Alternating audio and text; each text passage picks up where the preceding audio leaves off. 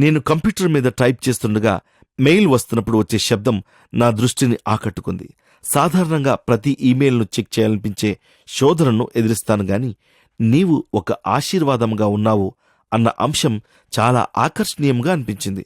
నేను దానిని ఆతృతగా చదివినప్పుడు దూరంగా ఉన్న నా స్నేహితురాలు ఒకామె నా కుటుంబం కొరకు ప్రార్థిస్తుందని కనుగొన్నాను.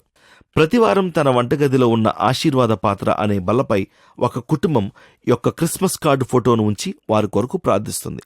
నేను మిమ్మల్ని జ్ఞాపకం చేసుకున్నప్పుడెల్లను నా దేవునికి కృతజ్ఞతాస్తుతులు చెల్లించుచున్నాను. ఆ తరువాత దేవుని ప్రేమను ఇతరులకు పంచుటలో మా ప్రయాసను అంటే సువార్త విషయంలో మా భాగస్వామ్యంను నొక్కి చెప్పింది.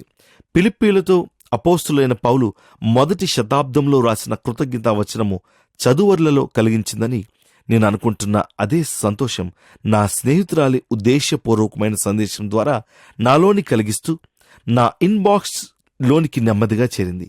తనతో కలిసి పనిచేసిన వారికి కృతజ్ఞతలు తెలపడం అన్నది పౌలు అలవాటుగా చేసుకున్నాడట. ఆయన వ్రాసిన అనేక లేఖల్లో మీ విశ్వాసము సర్వలోకమున ప్రచురం చేయబడుచుండుటను బట్టి మొదట మీ అందరి నిమిత్తం యేసుక్రీస్తు ద్వారా నా దేవునికి కృతజ్ఞతాస్తుతులు చెల్లించుచున్నాను వంటి మాటలు కనిపిస్తూ ఉంటాయి. మొదటి శతాబ్దంలో పౌలు ప్రార్థనాపూర్వకమైన కృతజ్ఞతావచనంతో తన సహపరివారిని ఆశీర్వదించేవాడు. 21వ శతాబ్దంలో నా స్నేహితురాలు ఆ రోజుకి అవసరమైన సంతోషాన్ని కలుగజేయడానికి ఒక ఆశీర్వాద పాత్రను ఉపయోగించింది.